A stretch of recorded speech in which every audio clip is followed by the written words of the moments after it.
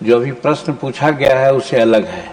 प्रश्न बहुत अच्छा है, इसको मैं कहना चाहता हूं और इसलिए माननीय सदस्य को कहना चाहता हूं कि हमारा जो एमएसएमई विभाग है, सूक्ष्म लघु और मध्यम उद्यम, उसमें हम लोग अनेक स्कीमों के माध्यम से काम कर रहे हैं।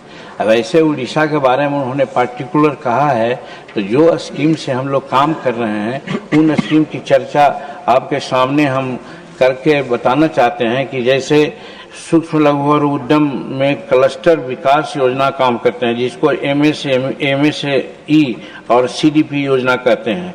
फिर उसके बाद हमारे यहाँ प्रधानमंत्री रोजगार योजना कार्यक्रम है, जिसको पीएमईजीपी कहा जाता है। उसी तरह से और हमारे यहाँ जो योजना चल रही है उसमें अब डिटेल कहेंगे तो पीएमईजीपी में बहुत सा कार्यक्रम है, और उस चीज़ की बात कहेंगे तो हम भिजवा देंगे। उसी तरह से और जो हमारा क्षेत्र है इसमें हम लोग सूक्ष्म लघु और उद्यमियों के लिए क्रेडिट गारंटी योजना भी देते हैं। हमारे यहाँ जब क्रेडिट देते हैं हम लोग तो बहुत जगह दिक्कत होती है बैंकों से, यह है तो बैंकों से हम लोग क्रेडिट गारंटी देते हैं कि वो चिंता न करे, अगर जरूरत पड़ेगी तो हम सरकार उसको हम पूरा करेंगे, इसलिए बैंक लोन देने में कोई दिक्कत नहीं करती है। उसी प्रकार से हमारे यहाँ आकस्मिक क्रेडिट लाइन गारंटी स्कीम है। ये योजना ऐसी है जैसे 2020 के अंदर जो हमारे यहाँ कोरोना आया था उसमें स्पेशल चर्चाएं हुई थी, काम करने का था, उसमें भी हम लोग किया है, काफ़ी काम है, डिटेल भी है। और उसके बाद पीएम विश्वकर्मा योजना की बात आपको हमने कहा ही, उसके बारे में भी आप जानते हैं कि 30 लाख लोगों को 2028 में 17 सितंबर तक लोगों को टूल किट्स देना है। एज अगेंस्ट हम लोग 13 लाख लोगों को दे चुके हैं हुजूर, उसमें उड़ीसा भी है। और उसी प्रकार से हमारा जो यशस्विनी योजना है महिलाओं के लिए, ट्रांसजेंडर के लिए, उनके लिए भी हम प्रयास कर रहे हैं और उनके लिए भी मेरा स्कीम है और उसमें उड़ीसा भी शामिल है महोदय। तो इस तरह से हम लोग करते हैं। और जहाँ तक उड़ीसा का विशेष रूप की बात करते हैं पीएमईजीपी और सीडीपी में, तो उड़ीसा में लगभग जो निर्माणाधीन स्कीम है वो 4 है और पूर्ण की गई है वो 3 है और अनुमोदित है 7 है और फिर निर्माणाधीन 6 है और आईडी में पूर्ण की गई योजना 3 है और अनुमोदित परियोजना जो कह रहे हैं उसमें 9 है और उसको सब मिला करके अगर जोड़ते हैं तो 16 योजनाओं पर भी वहाँ उड़ीसा में हम काम कर रहे हैं महोदय। इसलिए देश के कोई भी कोना हो वंचित नहीं होगा, सबको हम लोग लाभ करेंगे। इसलिए कि यहाँ पर छोटे इंटरप्रेन्योरशिप को हम लोग डेवलप करते हैं और हम कहना चाहते हैं प्रसंगवश कि आज हमारा जो हिंदुस्तान है जहाँ हम लोग पोल्यूशन से और खास करके अनएम्प्लॉयमेंट से हम लोग ये जूझ रहे हैं। और ये हमारा जो सूक्ष्म लघु और मध्यम उद्यम है, छोटा छोटा कार्यक्रम होता है, लोगों को हम लोग एंटरप्रेन्योरशिप देते हैं, उद्योग करते हैं। इसमें बहुत तो एनर्जी और फ्यूल की जरूरत नहीं होती है, मानवीय जो ताकत है, एनर्जी है, उसी से काम लेते हैं। और यही कारण था हुजूर, मैं कह सकता हूँ प्रसंगवश कि जब हमारा भारत एक समय कहा जाता था कि ये सोने की चिड़िया है, उस समय बड़े बड़े उद्योग नहीं हुआ करते थे हुजूर, और उस समय फॉरेस्ट है, पशुपालन है, ये सब डेवलप करते थे। गांव घर में एक दूसरे का जो बार्टर सिस्टम से अपने सामानों का आदान प्रदान करते थे, जिससे आपस में कोऑर्डिनेशन भी बना रहता था और किसी प्रकार की कोई दिक्कत नहीं होती थी। तो इसीलिए हम देश के सभी राज्यों में वही इंटरप्रेन्योरशिप लाना चाहते हैं, वही काम करना चाहते हैं, जिसके चलते हमारा हिंदुस्तान जगत गुरु कहलाता था और सोने का चिड़िया कहलाता था, पॉल्यूशन रहित और सब लोगों को रोजगार देने का जो कार्यक्रम किया जाता था, उसी के स्वरूप प्रधानमंत्री नरेंद्र मोदी जी ने इस ओर में देखा है। पीएम हमारे प्राइम मिनिस्टर विश्वकर्मा योजना को देखा होगा हुजूर। मैं तो कहना चाहता हूँ, आज तक मैं 46 वर्ष से राजनीति कर रहा हूँ और उप मंत्री रहा, मंत्री रहा, मुख्यमंत्री रहा और यहाँ भी आया, लेकिन कोई प्राइम मिनिस्टर आज तक ध्यान नहीं दिया था कि सड़कों पर जूता सीने वाला लोग है उसको कुछ करें। किसी ने ध्यान नहीं दिया था कि सड़क पर जो हेयर कटिंग कर रहा है उसके बारे में हम क्यों ध्यान दें।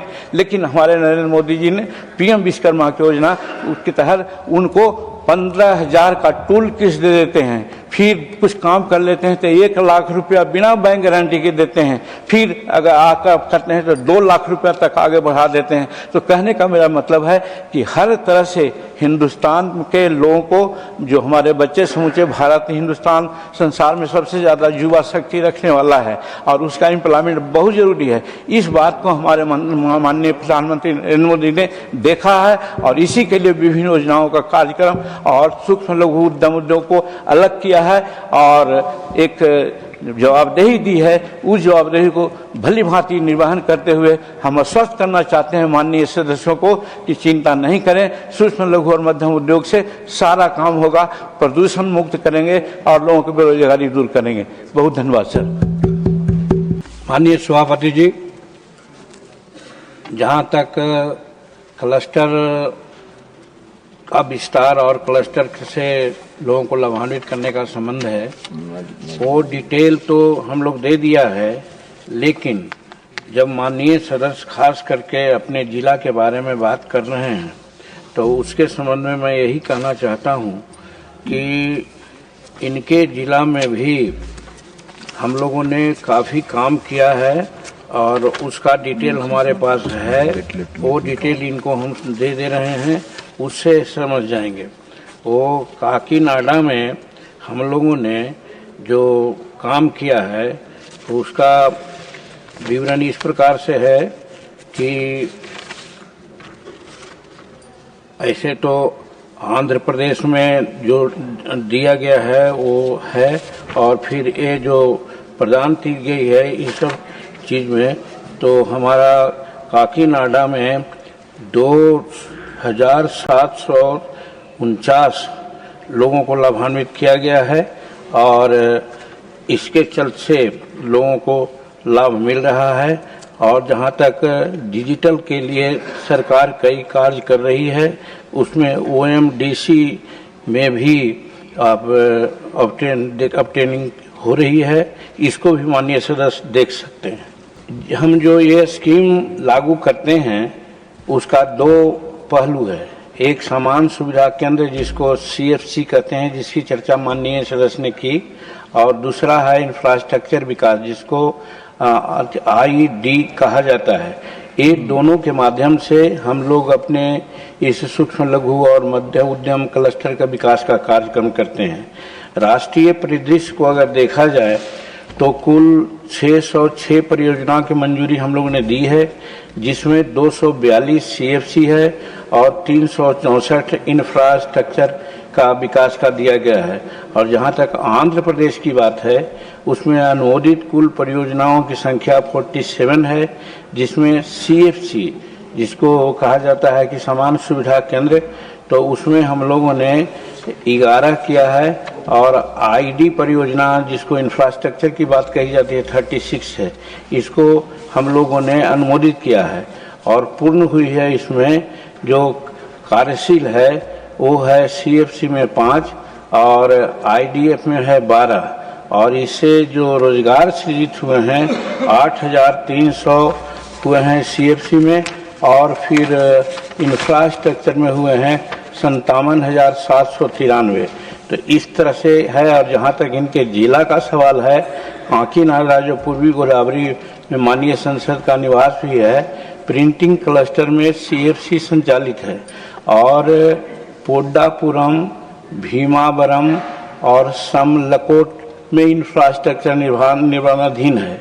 और पश्चिमी गोदावरी में माननीय सदस्य का जो जन्म स्थान है, वहाँ कोकानस्ट क्लस्टर में हम लोग एक CFC कार्यान्वित कर रहे हैं और एक तनुकू में इंफ्रास्ट्रक्चर विकास परियोजना का हम लोग काम कर रहे हैं।